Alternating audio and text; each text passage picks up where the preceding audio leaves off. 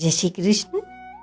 श्रेयान् स्वधर्मो विगुणः परधर्मात् स्वनुष्ठितात् स्वभावनियतं कर्म कुर्वन्नाप्नोति किल्बिषम्।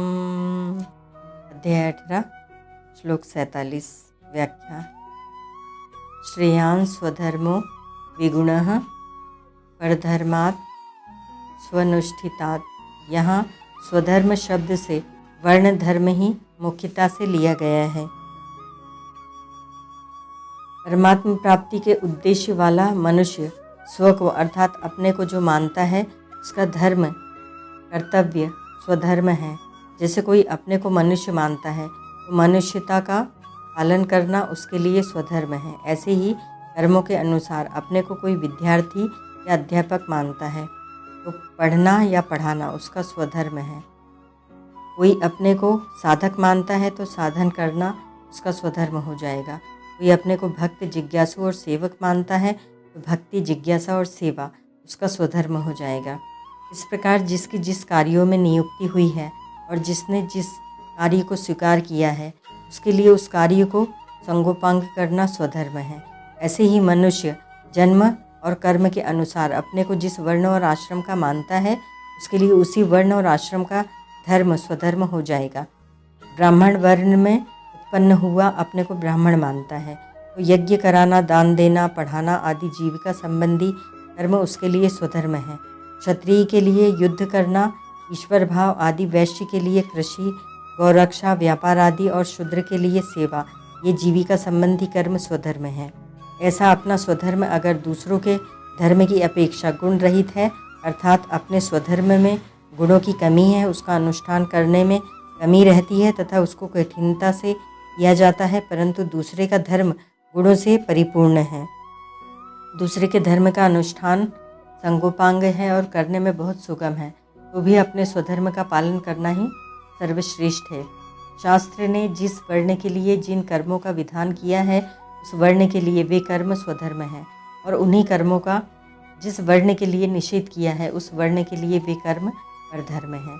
जैसे यज्ञ कराना, दान देना आदि कर्म ब्राह्मण के लिए शास्त्र की आज्ञा होने से स्वधर्म है, परंतु वे ही कर्म क्षत्रिय, वैश्य और शूद्र के लिए शास्त्र का निषेध होने से परधर्म है। परंतु आपातकाल को लेकर शास्त्रों ने जीविका संबंधी जिन कर्मों का निषेध नहीं किया है वे कर्म सभी वर्णों के लिए स्वधर्म हो जाते हैं। जैसे आपातकाल में अर्थात आपत्ति के समय वैश्य के खेती, व्यापार आदि जीविका संबंधी कर्म ब्राह्मण के लिए भी स्वधर्म हो जाते हैं। आपत्ति के समय ब्राह्मण छात्र वृत्ति से निर्वाह कर सकता है और ज़्यादा आपत्ति आफत आ जाए तो वैश्य वृत्ति भी कर सकता है, परंतु वैश्य वृत्ति में फर्क यह रहेगा कि ब्राह्मण खेती करे तो सुबह और शाम ठंडे समय हल चलाए और 2 बैलों का ही हल चलाए, 1 बैल का नहीं। ऐसे ही व्यापार करे तो रस का व्यापार न करे अर्थात चीनी, शक्कर, घी, तेल, नमक आदि का व्यापार न करे। ऐसे ही आफत के समय क्षत्रिय वैश्य की वृत्ति गौरक्षय, कृषि और वाणिज्य कर सकता है और वैश्य शूद्र की वृत्ति भी कर सकता है। ब्राह्मण के शम, दम आदि जितने भी स्वभावज कर्म हैं वे सामान्य धर्म होने से चारों वर्णों के लिए स्वधर्म है, कारण कि उनका पालन करने के लिए सभी को शास्त्र की आज्ञा है, उनका किसी के लिए भी निषेध नहीं है। मनुष्य शरीर केवल परमात्मा प्राप्ति के लिए ही मिला है, इस दृष्टि से मनुष्य मात्र साधक है। अतः देवी संपत्ति के जितने भी सद्गुण सदाचार हैं वे सभी के अपने होने से मनुष्य मात्र के लिए स्वधर्म है, परंतु आसुरी संपत्ति के जितने भी दुर्गुण दुराचार हैं वे मनुष्य मात्र के लिए न तो स्वधर्म है और न ही परधर्म ही है। ये तो सभी के लिए निषिद्ध हैं, त्याज्य हैं, क्योंकि वे अधर्म हैं। देवी संपत्ति के गुणों को धारण करने में और असुरी संपत्ति के पाप कर्मों का त्याग करने में सभी स्वतंत्र हैं, सभी सबल हैं, सभी अधिकारी हैं, कोई भी परतंत्र, निर्बल तथा अनाधिकारी नहीं है। हाँ, यह बात अलग है कि कोई सद्गुण किसी के स्वभाव के अनुकूल पड़ता है और कोई सद्गुण किसी के स्वभाव के अनुकूल पड़ता है। जैसे किसी के स्वभाव में दया मुख्य होती है और किसी के स्वभाव में अपेक्षा मुख्य होती है, किसी का स्वभाव स्वतः क्षमा करने का होता है और किसी का स्वभाव मांगने पर क्षमा करने का होता है। किसी के स्वभाव में उदारता स्वाभाविक होती है और किसी के स्वभाव में उदारता विचारपूर्वक होती है आदि। ऐसा भेद रह सकता है। स्वभाव नियतम कर्म कुर्वन्नाप्नोति किल्बिषम। शास्त्रों में विहित और निषिद्ध दो तरह के वचन आते हैं। उनमें विहित कर्म करने की आज्ञा है और निषिद्ध कर्म करने का निषेध है।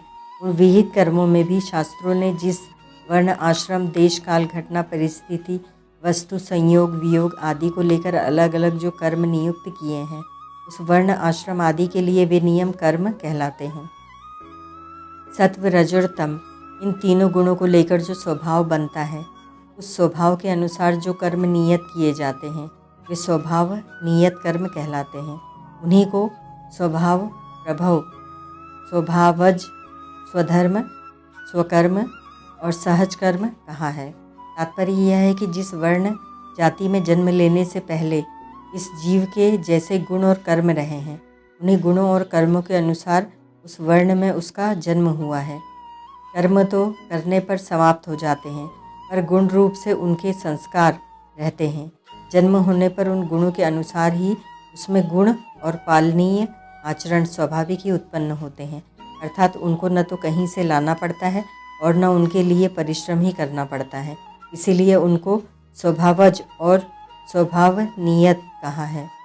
यद्यपि सर्वारंभा ही दोषेण धूमेनाग्नि रिवाव्रताः, गीता 18:48 के अनुसार कर्म मात्र में दोष आता ही है।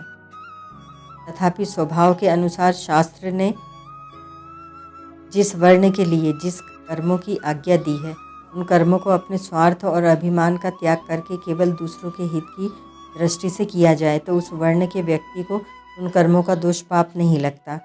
ऐसे ही जो केवल शरीर निर्वाह के लिए कर्म करता है उसको भी पाप नहीं लगता। शरीरम केवलम कर्म कुर्वन्नाप्नोति किल्बिषम, गीता 4:21। विशेष बात, यहाँ एक बड़ी भारी शंका पैदा होती है कि एक आदमी कसाई के घर पैदा होता है तो उसके लिए कसाई का कर्म सहज साथ ही पैदा हुआ है, स्वाभाविक है। स्वभाव नियत कर्म करता हुआ मनुष्य आपको नहीं प्राप्त होता, तो क्या कसाई के कर्म का त्याग नहीं करना चाहिए? अगर उसको कसाई के कर्म का त्याग नहीं करना चाहिए तो फिर निषिद्ध आचरण कैसे छूटेगा, कल्याण कैसे होगा? इसका समाधान है कि स्वभाव नियत कर्म वह होता है जो विहित हो, किसी रीति से निषिद्ध नहीं हो, अर्थात उससे किसी का भी अहित ना होता हो। जो कर्म किसी के लिए भी अहित कारक होता है वे सहज कर्म में नहीं लिए जाते हैं। वे कर्म आसक्ति कामना के कारण पैदा होते हैं। निषिद्ध कर्म चाहे इस जन्म में बना हो चाहे पूर्व जन्म में बना हो, वह दोष वाला ही दोष भाग याज्य होता है, क्योंकि दोष असुरी संपत्ति है और गुण देवी संपत्ति है। पहले जन्म के संस्कारों से भी दुर्गुण दुराचारों में रुचि हो सकती है, पर वह रुचि दुर्गुण दुराचार करने में बाध्य नहीं करती। विवेक, सद्विचार, सत्संग, शास्त्र आदि के द्वारा उस रुचि को मिटाया जा सकता है। युक्ति से भी देखा जाए तो कोई भी प्राणी अपना अहित नहीं चाहता, अपनी हत्या नहीं चाहता, अतः किसी का अहित करने का, हत्या करने का अधिकार किसी को भी नहीं है। मनुष्य अपने लिए अच्छा काम चाहता है तो उसे दूसरों के लिए भी अच्छा काम करना चाहिए। शास्त्रों में भी देखा जाए तो यही बात है कि जिसमें दोष होते हैं, पाप होते हैं, अन्याय होते हैं, वे कर्म वैकृत हैं, प्राकृत नहीं हैं, अर्थात वे विकार से पैदा हुए हैं, स्वभाव से नहीं। तीसरे अध्याय में अर्जुन ने पूछा कि मनुष्य न चाहता हुआ भी इससे प्रेरित होकर पाप कर्म करता है, तो भगवान ने कहा कि कामना के वश में होकर ही मनुष्य पाप करता है। तीसरे अध्याय का 36वां 37वां श्लोक। कामना को लेकर, क्रोध को लेकर, स्वार्थ और अभिमान को लेकर जो कर्म किए जाते हैं वे कर्म शुद्ध नहीं होते, अशुद्ध होते हैं। परमात्मा प्राप्ति के उद्देश्य से जो कर्म किए जाते हैं उन कर्मों में भिन्नता तो रहती है, पर वे दोषी नहीं होते। ब्राह्मण के घर जन्म होगा तो ब्राह्मणोचित कर्म होंगे, शूद्र के घर जन्म होगा तो शूद्रोचित कर्म होंगे, पर दोषी भाग किसी में भी नहीं होगा। दोषी भाग सहज नहीं है, स्वभाव नियत नहीं है, दोषयुक्त कर्म स्वाभाविक हो सकते हैं पर स्वभाव नियत नहीं हो सकते। एक ब्राह्मण को परमात्मा तत्व की प्राप्ति हो जाए तो प्राप्ति होने के बाद भी वह वैसी ही पवित्रता से भोजन बनाएगा। जैसी पवित्रता से ब्राह्मण को रहना चाहिए वैसे ही पवित्रता से रहेगा। ऐसे ही एक अंत्यज को परमात्मा की प्राप्ति हो जाए तो वह झूठन भी खा लेगा। जैसे पहले रहता था वैसे ही रहेगा, परंतु ब्राह्मण ऐसा नहीं करेगा क्योंकि पवित्रता से भोजन करना उसका स्वभावी नियत कर्म है, जबकि अंत्यज के लिए झूठन खाना दोषी नहीं बताया गया है। इसीलिए सिद्ध महापुरुषों में एक से विचित्र कर्म होते हैं पर वे दोषी नहीं होते। उनका स्वभाव राग द्वेष से रहित होने के कारण शुद्ध होता है। पहले के किसी पाप कर्म से कसाई के घर जन्म हो गया तो वह जन्म पाप का फल भोगने के लिए हुआ है, पाप करने के लिए नहीं। पाप का फल जाति, आयु और भोग बताया गया है, नया कर्म नहीं बताया गया। सती मूले तद्दीपाको जात्यायुर्भोगाः योग दर्शन 2:13। कर्म करने में वह स्वतंत्र है। यदि उसका चित्त शुद्ध हो जाए तो वह कसाई आदि का कर्म कर ही नहीं सकेगा। एक संत से किसी ने कहा कि अगर कोई अपना धर्म पशुओं को मारना ही मानता है तो वह क्या करे। तो उस संत ने बड़ी दृढ़ता से कहा यदि वह अपने धर्म के अनुसार ही लगातार 3 वर्ष तक पवित्रता पूर्वक भगवान के नाम का, अपने इष्ट के नाम का जप करे तो फिर वह मार नहीं सकेगा, कारण कि उसका पूर्व जन्म का अथवा यहाँ का जो स्वभाव पड़ा हुआ है वह स्वभाव दोषी है। यदि सच्चे हृदय से ठीक परमात्मा तत्व की प्राप्ति चाहेगा तो वह कसाई का काम नहीं कर सकेगा। उससे अपने आप ग्लानि हो जाएगी, उपरति हो जाएगी। बिना कहे सुने उसमें सद्गुण स्वाभाविक आएंगे। रामचरितमानस में शबरी के प्रसंग में आता है, भगवान राम ने शबरी से कहा, नवधा भगति कहूँ तो ही पाही, सावधान सुनु धरु मन माही। 3:35-4। फिर 9 प्रकार की भक्ति कहकर अंत में भगवान ने कहा, सकल प्रकार भगति दृढ़ तोरे।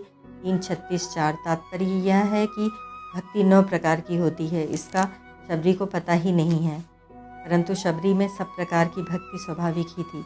सत्संग, भजन, ध्यान आदि करने से जिन गुणों का हमें ज्ञान नहीं है वे गुण भी आ जाते हैं। जो केवल दूसरों को सुनाने के लिए याद करते हैं वे दूसरों को तो बता देंगे, पर आचरण में वे गुण तभी आएंगे जब अपना स्वभाव शुद्ध करके परमात्मा की तरफ चलेंगे। इसीलिए मनुष्य को अपना स्वभाव और अपने कर्म शुद्ध निर्मल बनाने चाहिए। इसमें कोई परतंत्र नहीं है, कोई निर्बल नहीं है, कोई अयोग्य नहीं है, कोई अपात्र नहीं है। मनुष्य के मन में ऐसा आता है कि मैं कर्तव्य का पालन करने में और सद्गुणों को लाने में असमर्थ हूँ, परंतु वास्तव में वह असमर्थ नहीं है। सांसारिक भोगों की आदत और पदार्थों के संग्रह की रुचि होने से ही असमर्थता का अनुभव होता है। उद्धार के योग्य समझकर ही भगवान ने मनुष्य शरीर दिया है। इसीलिए अपने स्वभाव का सुधार करके अपना उद्धार करने में प्रत्येक मनुष्य स्वतंत्र है, सबल है, योग्य है, समर्थ है। स्वभाव का सुधार करना असंभव तो है ही नहीं, कठिन भी नहीं है। मनुष्य को मुक्ति का द्वार कहा गया है। साधन धाम मोक्ष कर द्वारा, मानस 7:43-4।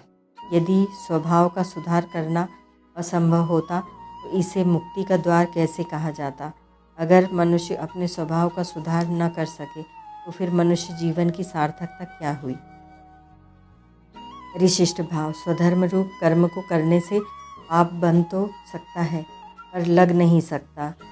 कुर्वन्नाप्नोति किल्बिषम्। पाप लगने में मुख्य कारण भाव है, क्रिया नहीं। अतः पाप कर्मों से नहीं लगता, प्रत्युत स्वार्थ और अभिमान आने से लगता है। ओम तत्सत।